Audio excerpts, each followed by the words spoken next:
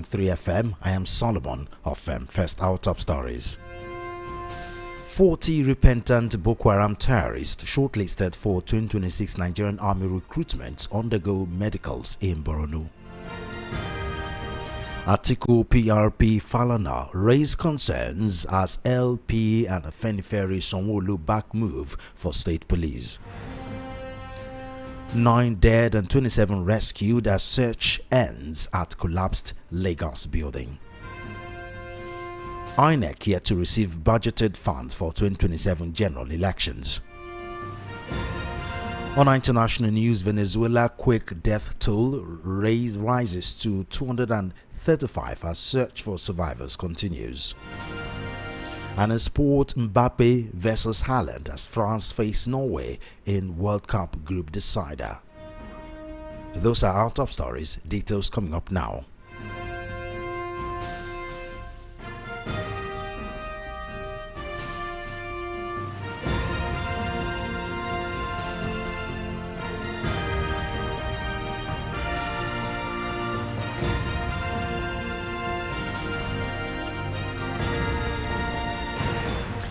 First on the news, at least 40 repentant Boko Haram insurgents have been shortlisted for the Nigerian Army's 91st Regular Recruits Intake RRI 91. Multiple security sources familiar with the recruitment process have said the shortlisted candidates were set to be part of the 3,740 repentant members of Boko Haram reintegrated into society by the Borno State government. The Nigerian Army's 2026 recruitment for the 91st Regular Recruits Intake RRI is actively underway. This screening exercise, which commenced on June 9, 2026, is being conducted in accordance with established military standards. Both the application and screening processes for the main intakes took place in the first half of the year. According to a military source, 40 ex-Boko Haram fighters sponsored by the Borno State government underwent medical examinations on Wednesday at the Nigerian Army 7 Division Military Hospital, the Mallory Cantonment in Maiduguri, as part of the screening process to join the army. Another officer, a lieutenant, wondered how they were shortlisted in the first instance by the Nigerian Army. Boko Haram and its offshoots, Islamic State West African Province, have killed thousands and displaced millions in northeastern Nigeria. The terrorists also attack critical infrastructure, and insurgency has spread to other parts of the country, including Adamawa, Yobe, Abuja, and Kano. The Nigerian military has repeatedly claimed that the insurgency has been largely defeated and frequently downplays any losses. In recent months, soldiers have been targeted by insurgents. More than 1,000 soldiers and officers have reportedly been killed since January 2021.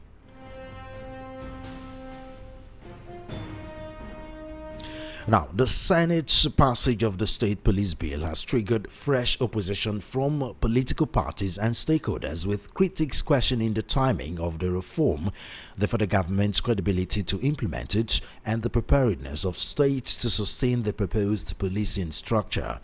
The People's Redemption Party (PRP), the camp of former Vice President Atiku Abubakar, human rights lawyer Femi Falana, and the Yoruba Ronu Leadership Forum yesterday voiced separate reservations over the proposal, warning that the initiative could deepen rather than resolve the country's security challenges if implemented without adequate safeguards. The PRP declared that it does not trust President Bola Ahmed Tinubu's administration to oversee the creation of state police, warning that the proposed reform could be mismanaged under the current government. In a statement yesterday, the party's national chairman, Akim Baba Ahmed, acknowledged the need for comprehensive reforms of Nigeria's security architecture, but argued that the current administration lacks the credibility and public trust required to undertake such a fundamental restructuring.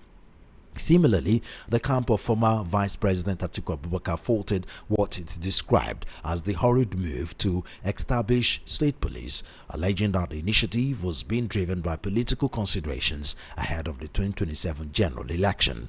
Also weighing in, President of the Yoruba Ronu Leadership Forum, Akim Malaolu, warned against portraying state police as a cure-all for Nigeria's security challenges, While acknowledging the passage of the legislation, he argued that creating state police formations would not automatically address the structural weaknesses that have undermined policing at the federal level. Human rights lawyer Ofem said that creating state police alone will not resolve Nigeria's security challenges unless governments address unemployment and other socio-economic problems.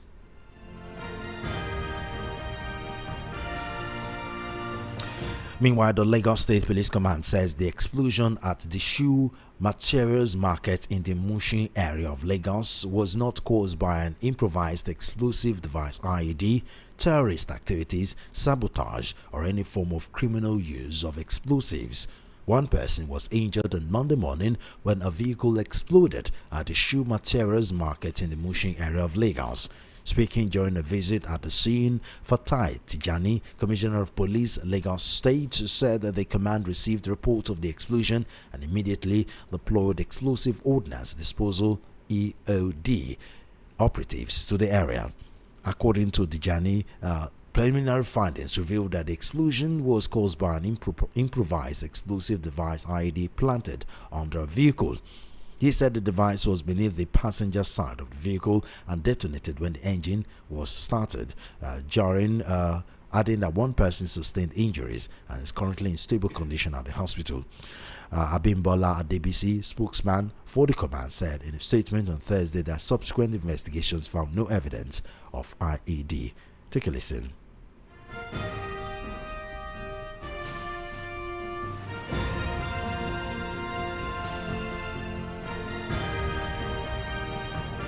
Police Command wishes to provide an update to members of the public regarding the explosion incident that occurred on 22nd June 2026 at number 19 Way Street, Mushin, Lagos State. The investigation established that the incident resulted from catastrophic failure of pressurized mechanical component outside the vehicle. This failure generated a sudden release of energy which caused the shattering of the vehicle's front passenger side glass panels and resulted in minor injuries to the occupant. Based on these findings, the incident has been professionally classified as mechanical explosion.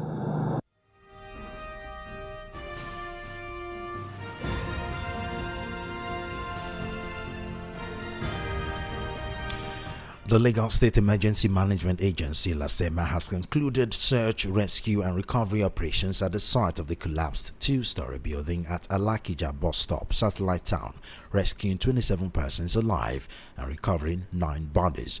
The building collapsed at about 12:45 p.m. on Thursday in the Amuwo-Dofin area of Lagos. LASEMA, in a statement issued on Friday by its head of public affairs, Afolabi Olawale, said agency immediately activated its emergency response teams. It said its sharks response team from Lekki Base and Alpha Cobra squad from Onikpano area of the scene within 40 minutes, alongside other emergency responders. According to the agency, emergency responders involved in the operation included the Lagos State Fire and Rescue Service, Lagos State Ambulance Service, LASAMBOS, and the Lagos State Traffic Management Authority. Others are the Lagos State Neighborhood Safety Corps, Federal Road Safety Corps, Lagos State Building Control Agency, and Nigeria Police Force, the Nigerian Army, the Nigerian Red Cross, and the China Civil Engineering Construction Corporation (CCECC). LASEMA said all 27 rescued victims received immediate pre-hospital care from LASAMBOS before being taken to nearby hospitals for further treatment. He said the fatalities comprised 4 adults confirmed dead before emergency responders arrived, and 5 additional victims, including 2-year-old girl, recovered during the rescue operation. According to the agency, the remains were handed over to the State Environmental Health Monitoring Unit for identification and release to their families. He said its heavy-duty excavator complemented 2 excavators deployed by CCECC, enabling responders to safely access trapped victims and complete the operation. The agency said rescue operations ended at about 4 a.m. on Friday after responders reached ground zero. Lasema said Governor Babajide Sanwo-Olu had directed LAS-BSA to immediately assess the structural integrity of adjoining buildings and enforce compliance with building regulations in the area. The agency expressed condolences to the families of the deceased and wished the injured speedy recovery.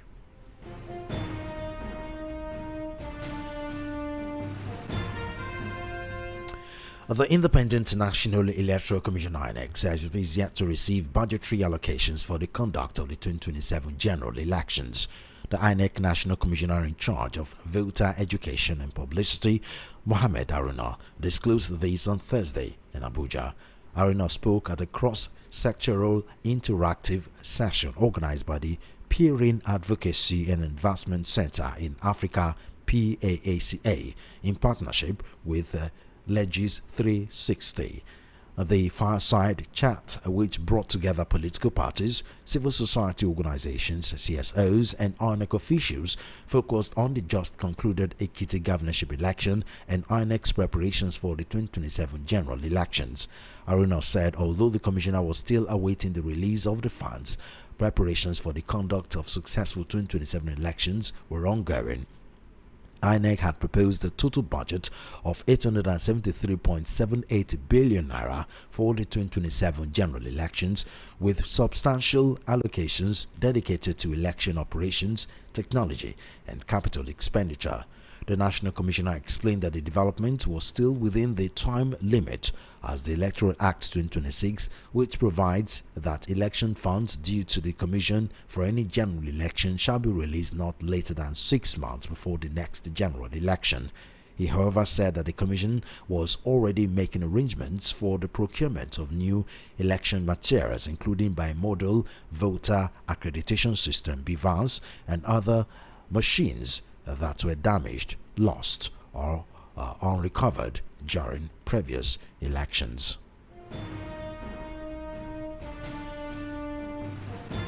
You are currently listening to the World News at 12 right here on Voice of the People 90.3 FM. We'll go straight to our analysis segment where we have Lawal Ekundayo, a public affairs analyst. Mr. Ekundayo, thank you for joining us. Yeah, welcome to the news. Thank you for having me. Now let's go to the first story on our news item. Repentant Boko Haram shortlisted. Boko Haram terrorists, emphasis on terrorists, shortlisted for the 2026 Nigerian Army recruitment. Now, this is not the first time we've been hearing stories like this. You know, we've heard it every now and then. But this is the first time we're having a direct source. I actually got this story from Sahara reporters, and the number 40, and the fact that this source is coming from several high-ranking military personnel, you know, anonymously giving this information. So this is not longer like a rumor. This is, you know, facts being gathered, you know, about this situation. When the Nigerian Army some years ago started introducing this non-kinetic approach to fighting insecurity, I'm not sure this was what Nigerians thought that would look like. Was that what you were thinking? No. You see, every time we have you know, this idea of doing something, when it gets to Nigeria, we actually, you know, take it to a whole different level, tribalize it, or we politicize it. That is the problem. Now, the question I want to ask is this: you want to integrate, you know, people who are criminals. You said they have repented, they have been de-radicalized. You want to reintroduce them into the community, and the best place you could put them is the same security that are supposed to be fighting. That fought them. The same security that fought them, that apprehended them, that repelled them. Yes, it's whatever the same adjective you didn't even think of use. anywhere. You didn't put them in the local government where they will sit down with somewhere be working, where you'll be monitoring them. You didn't put them in maybe teaching where they will be talking about how this insecurity doesn't pay. You get it. You didn't put them in maybe people who will be doing road construction. You didn't put them in a safe place where gradually will be, seeing how they are integrated. You didn't even employ them as information source. Yes. To fight insecurity. You decided to put them in the same apparatus, the same security apparatus that is responsible for fighting them, the same apparatus that apprehended them, the same apparatus that got them and subdued them. You decided to integrate them back. So enemies will now be looking at enemies in the military. Enemies will be looking at enemies in the police, because you are the one who got me. I could have got away. That's what the criminals will be thinking. You are the one.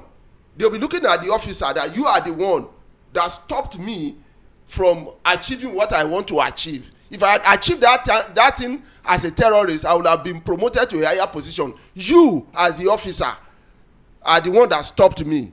And then we are looking at each other face to face like this. So how do you now say that there will be a rapport? Are you telling me there will be not something like revenge? That is how it's easy for these terrorists that you call repentant, to infiltrate and cause problem in the barracks where you put them. I have seen videos, pictures of how these terrorists decimate barracks, and then you'll be wondering, in a barracks controlled by a general, you could have over 1,000 or 500 soldiers there. Do you know the security they man around? Do you know the spies around that barracks?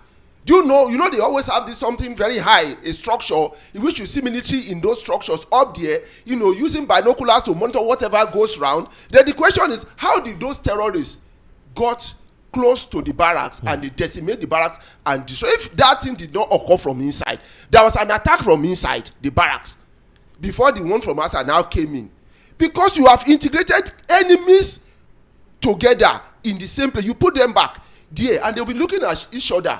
You shot me in the leg, and then you think I have forgotten. I'm trying to see the logic too. So you can see so many flaws. There's no advantage at all in this integration they are talking about. And you put them in the to play the devil's advocates. Is it possible that the reason why they're being integrated into Nigerian Army is to officially use them as informants wearing the army uniform? You have a child. Let me say you have a child. Somebody has a child, and the child is known to commit a lot of vices, and then you talk to the child says, okay, I've changed. Are you going to start believing that child in that moment? Will you not say, okay, I will see it from your behavior to see whether you have changed or not? Is that not it?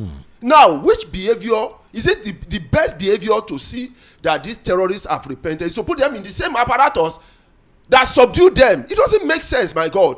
It doesn't make sense. So that's why they say the military is infiltrated. Our security apparatus is infiltrated by the same government that said is protecting us, because you didn't integrate these criminals who you said have repented in a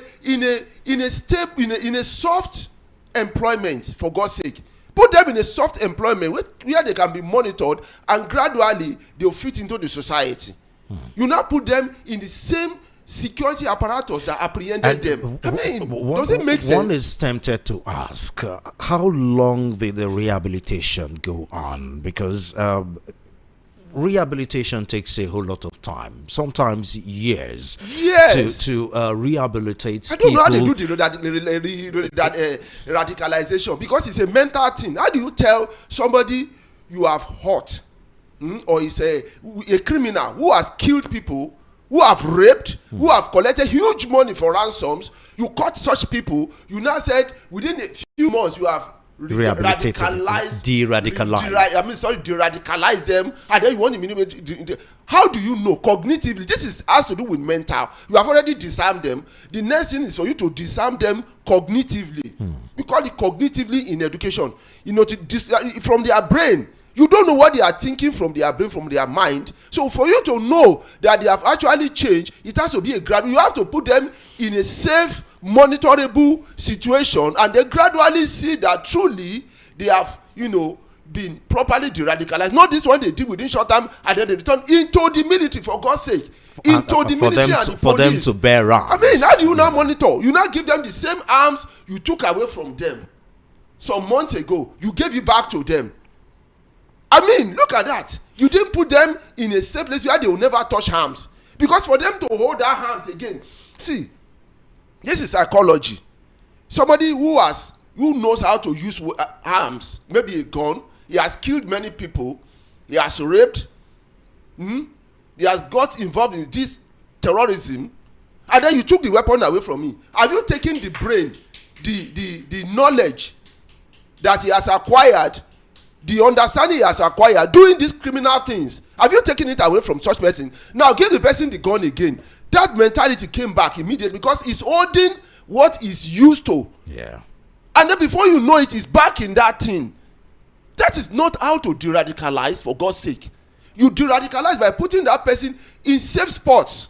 That person needs to get employed. Put him in safe spots where he will never come across, he will never see anything that has to do with weapons. And then you begin to monitor. Serious monitoring. And then you begin. Put them in local government. Let them work in local government. You get it? Even local government is not even safe. No, you can. No, there are places where they can work in local government now. Local government is just about papers now.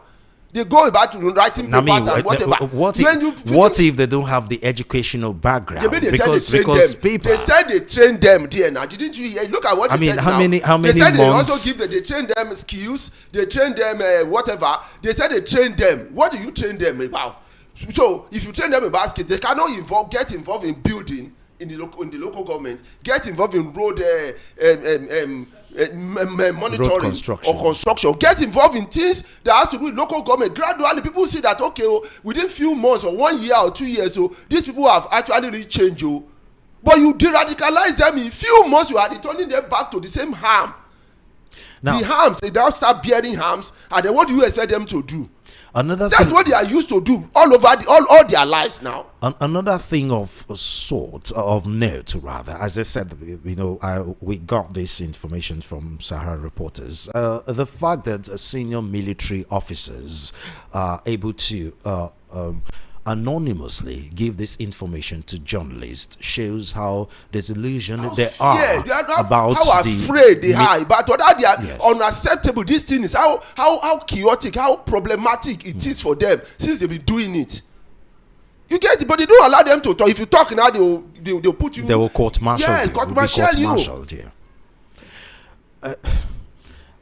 Another question. I mean, this is why whenever the president change military leadership, Nigerians are skeptical about what good the leadership change will do, because this is another soldier go, soldier come situation, because these military leaders can only work to the extent their principle, that's the president and the commander-in-chief, wants them to work. Yes. They can only go how far they can go, and that is why it's not also surprising that some of these military leaders, by the time they retire or they leave that position, a lot of them start writing books and start saying the truth, and then you begin to ask, you have all this knowledge, you have all this information, you have all these solutions, why didn't you implement these solutions while you were the head of the military or the head of Air Force? Why didn't you?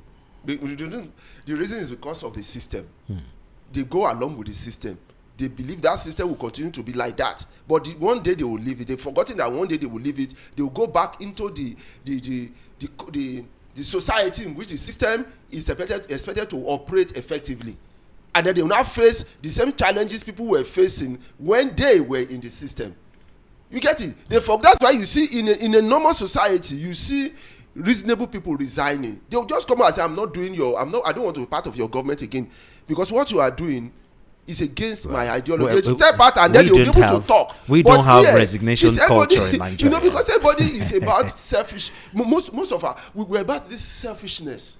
Let me just get what I want to get from me and my family only. But you've forgotten that you and your family cannot exist alone in the whole community. Yeah. You go back into that community one day, and then you face what they are facing. That bad road, you face it. That insecurity will be part of it. That's why you see they are targeting generals now. These same generals have been general. Yeah. They have been generals now. They've been controlling battalions, controlling weapons and resources. But when they're supposed to do the right thing, they say, no, I'm resigning because this thing that the government is doing is not supposed what it's supposed to do. I will resign, then I'll be able to talk. They've forgotten that they thought they will die there. And one thing is for sure, though, there is a crack in the military formation. How far or how detrimental do you think this crack will be to the Nigerian Army? Because we don't know how long the rank and file and junior officers of the Nigerian Army, we don't know how long they will keep quiet before they start revolting. And that's all because the revolution is what brought,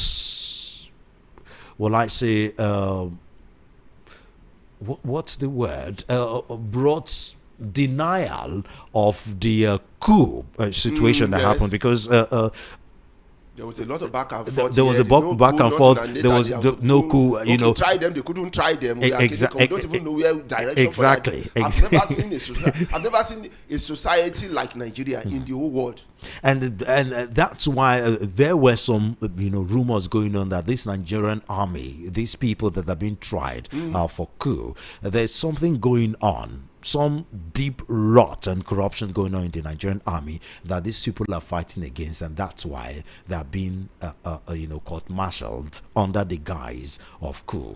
Because when you say you capture people for attempting to plan a coup, and that means you already have a law they've broken. Yeah. For you to capture them and say okay, we will detain them, whatever. That means you already have laws they have broken. Then the moment you capture them, and then you have your witnesses, and then you have the law they've broken, you get it. Then what's the next thing? You can't detain them again. The law doesn't say you should detain them further. It said present them to court, and then let everybody argue their cases. Yes. Now, we don't hear anything about it again. It has died down again. Yeah, well, according to them, it's a military tribunal. Which one is a military tribunal? This is a secretive tribunal. See, they didn't plan a secretive court against any military officer. It's against the Federal Republic of Nigeria. It's against the civilian government. So they're supposed to try them using the civilian method, which is the constitution and the normal court. That's where they're supposed to be taken to and try, because we are not operating a military system of government. Yeah. We are operating a civilian with a constitution and a House of Assembly with a president. And that thing they committed, the offense, is a treason against the state and the president, who is the commander-in-chief of the armed forces and the chief of staff. You get what I'm saying? Mm-hmm. Now, they have committed. The moment you have all your evidences and the law they've broken, they present it in court. Because when you get to court, what the court will ask for is which law have they broken? Well, the state police, there's a whole back and forth on it as far as the general populace of Nigeria is concerned.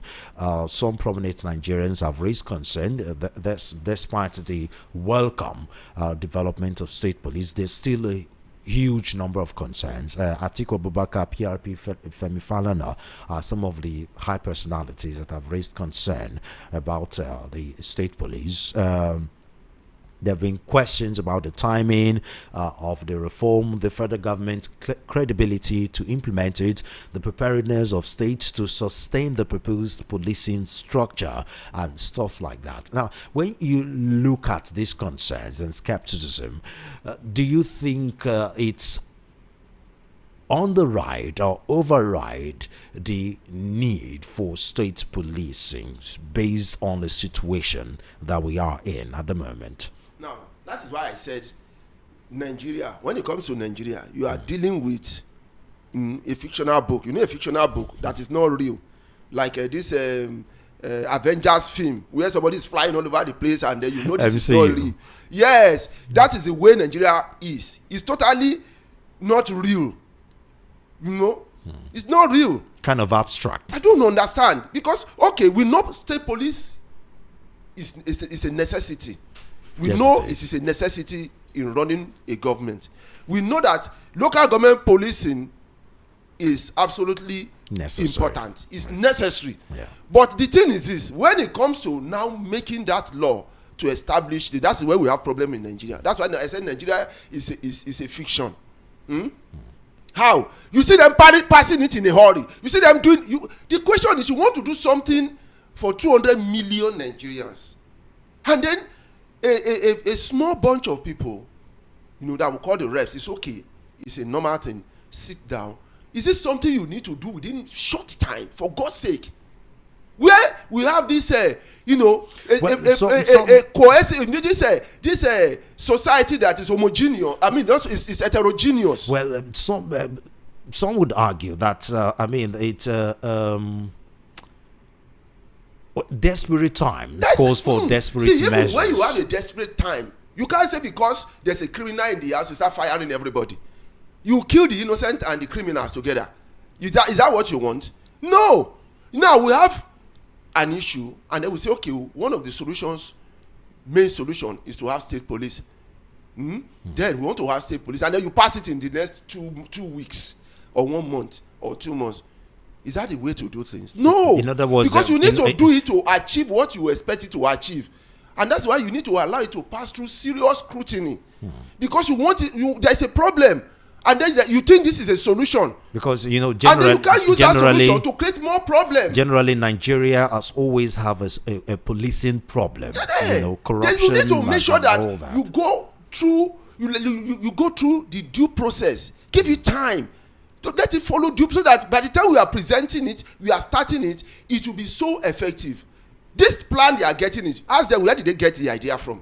Did they tell anybody? They just do and begin to do that. Are you bringing it from heaven? Are you bringing it from magic? Are you know? Well, you're supposed to sit down and give us inspector, a good. Everybody supposed to present his own. You go around, send delegates all over the world. The inspector general of police was actually involved in the. He actually presented a blueprint. That is not enough. We don't need the inspector general of police to present the blueprint. We need a committee of experts. One, retired police officers. Yes, the military, because they also have their own police, military police. Yes, they must have got some ideas. Yes. Civil societies, yes, past governors, educators, professors, legal in criminology, practitioners, whatever, psychology, those and that. They must contribute, because the psychological mentality must always be put there. Yes. How do you train them? Do you train them the way we have this police now? Where you see police carrying AK-47 and they shouting at a civilian, I will deal with you. He's carrying gun, and both of them are shouting at each other. Is that the type of training? Let's not even talk about the training school. Have you seen how mess of a place? So these are plans. You don't conclude. You need to go around the world. You go to US, go to Canada, go to Mexico, go to Britain, go to Europe, go to Japan, India, go to countries in which they have stable policing, and see how they design it. Okay, we want to do state policing. You look at in education, we call it comparative education. There's comparative policing, comparative politics, comparative economy. You need to compare every other person's own. In other words, comparative analysis. The best from all of them, so that you can be a model for all. If our US will be looking at us as, I like the way Nigeria is doing their own. Let us do it, because you have compared their own, you have seen their flaws, you'll be able to put it right, so that you do something that is better than all of them in the world. But now you are doing it in a hurry. We'll now come back to the same problem again, even worse. Again, let me play the devil's advocate. On paper, the state governors are known as the chief security officers of their state, even though practical, that was not the case. Then there's already regional police, Amotekun.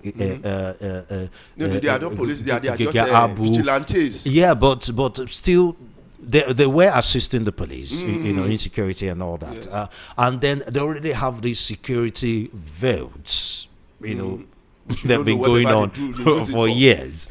No account. So some would argue that somehow there is a semi-structure there. All they just need is framework to start actualizing and start practicalizing it. No. Vigilantes. Vigilantes are different from police. Because vigilantes are not allowed to bear arms. Now, I'm happy you're saying this, because I have an altercation yesterday with an APC chieftain where we're talking about. I mean, it's in a program, the Nigeria debate, where we talk on politics ahead 2027. And an APC guest I was talking to, but I asked that. How do you convince ordinary Nigerians to vote for APC come 2027, considering they're not satisfied with what APC are doing at the moment? And he started with security. While he said the government needs to do more, he was trying to transfer the blame to the state governors, from the president. And I retorted saying the state governors are tied, because on paper, in practical terms, they can't do much. What do they control? They don't control any. He said that is not true. That Amotekun and just so that they've been doing a lot. And then he mentioned Ondo State, where according to him, Ondo State is now safe thanks to the state governor. They've been doing well with the policing and and all that. And of course, it got so heated. When I mentioned Lagos, I said Lagos is not a safe state. They may not be having the high-profile mass kidnappings, but the kidnapping is going on in Lagos now. Yeah, it's seriously going on. Mass kidnappings and bandit attack in Lagos, but the crime is quite huge. I mentioned one chance. I mentioned the little kidnappings going on, and why nightlife in Lagos is dead compared to how it was 20-30 years ago. And then obviously, and then he blew up. He started insulting me, and then he banged the phone. And so we also talked about bearing arms. I told him Amotekun don't have the constitutional right to bear arms, and he said no, Amotekun bear arms. They've been carrying arms up and down. What type of arms? Somebody's carrying gun, and the enemy you want to go and fight is carrying AK-47, more sophisticated machine gun that can shoot 1,000 bullets at a go. Machine gun, no, not even AK-47. Now you tell me that the person who carry gun is carrying a weapon, gun, for God's sake, or shotgun that will shoot only 2 bullets. You allow somebody else a gun that will shoot like 50 or 30 something bullets at a go, and quickly put another one back and finish you. In fact, it will pieces your meat anyhow. Now that is what you see. That is what you see. When they want to do something, instead of them to think very well and say, okay, this idea is coming, it's a good one, let's bring it in. The next thing they want to do is they politicize it. They want to make sure that it's in their administration. It's my own administration that did it. That's what they have. That's why I said political campaign list for during my administration that we did state policing. Whereas that thing is going to cause more problem based on your blueprint. There's more flaws in that blueprint than what you are even trying to solve. Bad foundation. Yes. Look at this issue of rehabilitation, reintegration, repentant. They do it in some countries. In fact, America do it. In fact, they will keep that person. If you are jailed for 10 years, they will tell you that if you can release some information about what they will reduce it to maybe 5 years, 4 years. They do some kind of a deal. Yes, a deal. Not that you pick the person, in action, a criminal in action. You now bring it and say, okay. We have spoken to him. He has sworn with whatever he believes in, and we are returning him into the military. Look at that. How many? Now, talking about Lagos, let's come to Lagos, where the Lagos State Police Command says the explosion at the shoe market at Mushin in Lagos was not caused by IED or terrorist activities or sabotage or any form of criminal use of explosion. What do you think about that? I would say I thank God that they are saying this, but I'm also skeptical and afraid, because the way they said it doesn't prove anything. There was one that was said by the same police, and then the same police is telling us another one. The one that was said before, there were a lot of conflicting reports. The one that said it was ID, even his explanation was even far better than the one that said it was not an ID. So if you are coming up with a contrary information, You should give us in details. Oh, so and so. You describe that scene, how it happened. And then we can believe you. But we can't just come up and tell us it was just something there that was clinical. Are we babies? Are you talking to a 1-year-old child? So that after you have finished saying what you are saying, if the child did not accept, you beat the child. You get it? Somebody, the same police said it is. You want to tell me that the person that said was drunk at the time he said it, or didn't visit the scene? He got to that place, saw his evidences, and said no, it was an explosive, IED. And then the same police is coming up with a contrary information. That is not a problem, but convince us, because what he said that is not an explosion is not convincing. That is the problem I have. The police should come out and convince us, give us a description of the scene, how it happened. No, the person, it was not an explosive idea. What happened was that so and so person, or so and so clinical put so and so something here, and so, and this is how it's happened. And then everybody will follow and say yes, it is true. Truly, it is not an explosive, but not the way they are coming up to just tell us it's not an explosive. It was just somebody who will believe that story, because the one that said, the same police that said it was IED, the explanation was more detailed than the one they are coming up that is shabby. They should go and do the better thing and come up with a better story to convince us that it is not an IED explosive. Well, I just pray, we just pray that the terrorist activities, at least the type we see happen in the North and the Middle East, is not in Lagos right now. That's because it is going to be bloody. Let me tell you something. Let me tell you something. And it will be a question, and I'm saying it out. How many of these Okada riders, I'm not saying remove Okada riders, how many of them do the government have their information profile? Do you know where they come from? I am telling you, not just Okada riders, even the keke napep riders. Some of them, if you tell them your address, it's operating this Okada in your community, and then you board the Okada and say, I'm going to so street or number. It will take you somewhere else. I will not say. So you now see somebody will now be directing him. And then the question is, if this person who cannot speak your language can't speak English, don't even know the terrain. Don't know the terrain. How did he get the Okada that is riding? And then it's bypassing. And you see police here. You see NURT collecting money. You see area boy collecting money. You see local government collecting money from them. Tickets, they give them tickets, and then the local government does not have information about that person that they are collecting money from. But is that surprising? That is a Nigeria, security breach. Because that person, when let me go further. When it takes you to your house, you have revealed your information to that person. And then you go, you don't see him again, but he knows that is where you live. If you now want to pass information, or maybe somebody told him to trace you.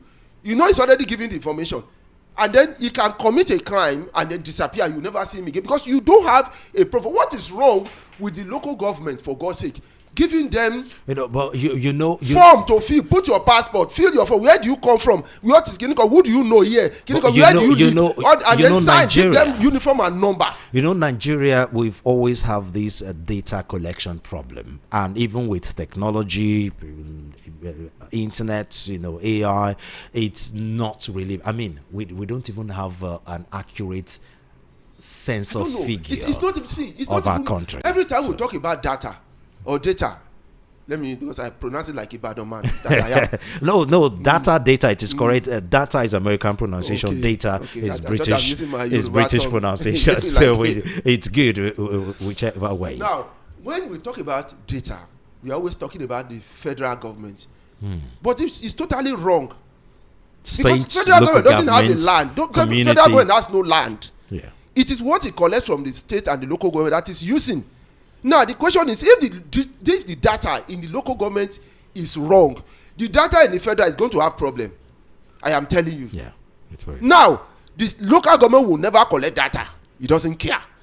The state, its own data is just managing. The federal government will not have its own data scatter. Now, the thing is this. Why are we not concentrating more because to be secured has to do with your environment. Your local government is your environment, is the closest government to you. Now, when that local government doesn't secure you, how will the federal government secure you? How will the state secure you if the local government doesn't secure? Because the local government is closer to you and it knows where you are. If the local government doesn't secure you, who will secure you? That is why the local government, that autonomy for local government must, as in fact, I don't know what is even delaying it. Yeah, because of time. LASEMA, that's Lagos State Emergency Management Agency, at 4 a.m.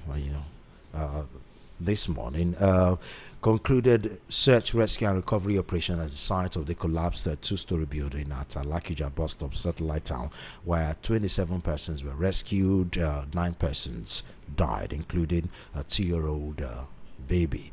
This story again has brought to the fore structural integrity. Lagos is a state where all of a sudden there is a boom, you know, as far as building is concerned. There is a boom, and that's been no adequate monitoring as far as construction is concerned, despite the many levies.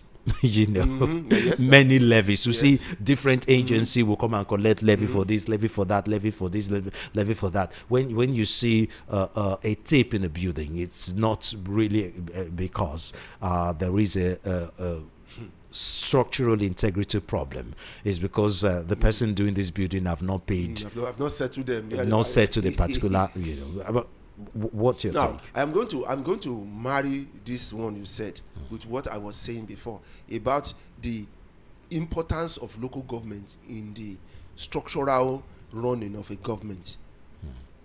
See, when they were talking about the rescue team that came to rescue those that the building collapsed on their head, there was none that has to do with local government. Yeah. Look at it now. You'll be hearing state, you'll be hearing federal, you'll be hearing even construction company that was close to that place, because I know that area. Yeah. You know, they were coming, but no local government didn't even bother to come. The question is, because local government have been rendered like a money-making business for some people. Nobody monitors them. Yeah. Now, local government doesn't have its own ambulance. We've talked about the independence of local government for a very, very long time. They don't even have a hotline that you can call. You get it? If you call an hotline, your hotline now is either state or federal. There's none that is dedicated to local government. Look at how many in Lagos. We have 20 local governments. 20. So one state will, if you have houses collapse in maybe 4 local governments. So the same thing will run all around that 4 local governments. What about the local government? What have they been able to do? Supposed to have their own emergency, response unit in local government. But go and see which one of them has it. For example, that building, maybe that building was shaking at a point. You get it? People notice it, and they could have called the local government. Hello, we have issue here. The local government would have been there in the next 3 minutes because it's close to them before the states are coming. The local government would have been there in less than 3 minutes. There would have been rescue of all the people in that area. You understand me? But look at it. No local government response. And as you said, it's possible that they've seen some crack because buildings just don't collapse. You would have noticed. But we also find ourselves in a situation where the population in Lagos is apparently much more than the houses. But when the people is not paramount to the governance or the governing structure, then you begin to see chaos. And that's what we're seeing. Now, we know that if there's insecurity in some places, they want to run down to a place they feel is secure. Lagos is congested. Yeah. Now, when it comes to port, it's not just about security. No, I'm coming, about even jobs. Port. Yeah. If everything will have to come through Lagos port to every other port, area, if you are transporting to coastal area in Nigeria now, you have to pass through Lagos to get to those coastal areas. What about if you have ports in those coastal areas, maybe 3 more in between to the end? We have in Port Harcourt, we have in Calabar that are barely functioning. That's it. I don't call it port because they are not functioning. You get it? Now, if you have that, there will be discongestion. You get? There will be discongestion. Let's not also talk about the unemployment rate. Apparently, Lagos is like the only place you can get something slightly. No, I don't believe that. You know, so everybody come to Lagos. No, I don't believe that. I mean, most companies, most companies are in Lagos. How many companies do we have in? It's just because some of those companies are closing. That it wasn't like that during the time we got independence. I mean, we are saying the same thing. We're talking about what's going on now. We're not talking about what was going on. A government must be responsive to its people. Let me give you a good example. When there was war in Ukraine, when the war started, the whole world was complaining. Do you know why? Because of grain. Do you remember? They were complaining because of grain for making bread, for God's sake. That means Ukraine supplying, I think, 40% of the world grain. Ukraine and it's Russia. Grain, not Ukraine oil. And Russia, actually. We are not talking oil. Yeah. We are not talking minerals. So we are talking about agriculture. And the whole world depends on one country for agriculture or two. Ukraine for grains. Ukraine for soya beans. Ukraine for soya and so many other grains. This country held the whole world down. The whole world cried because of agriculture. You get? We are talking about Strait of Hormuz. We are talking about oil. But they've forgotten that during the time that Russia started its war against Ukraine, the whole world was crying. The bread price went up because of what? Ukraine. Grain. Now we have bigger land than Ukraine. We have more arable land than Ukraine. And then the governors will come out and say, like the one in Ondo, I mean, the one they just concluded now, Ondo State. Ekiti, election. Ekiti. Okay, Ekiti. And then the governor said, I won because the people are now seeing the dividend of the president's work. And I ask, excuse me, sir, you are collecting budget for God's sake. They are not seeing your work. That means you are useless. It's only the president that's doing something in Ekiti. You need to be probed. Because you're supposed to be using your own work to campaign. Not the work of the president. Not the work. The president is supposed to be supporting you. That, okay, this is what I've been able to do. Then with the support of the president, I've been able to achieve this and this. You are talking about the president, nothing to talk about your own. Now, Ekiti used to be a big place for agriculture. Cocoa, rubber, oil, yam and stuff like that. And then up till now, your governor cannot talk about it. Look at the whole West. Every time we'll be saying the food that is not coming from the north, the food is not coming from the north. Have you forgotten that? The question is, are we in the desert? Let's end it here. Time is really, Mr. Ekundayo, thank you very much for your time. It is well. I mean, I don't know what else to say.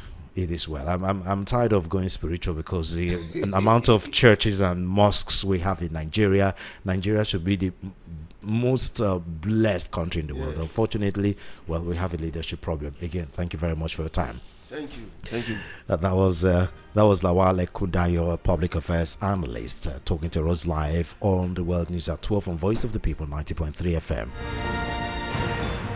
And out of stories outside Nigeria, desperate Venezuelans raced to find and rescue loved ones trapped alive beneath the rubble of collapsed buildings after two major earthquakes that killed at least 235 people.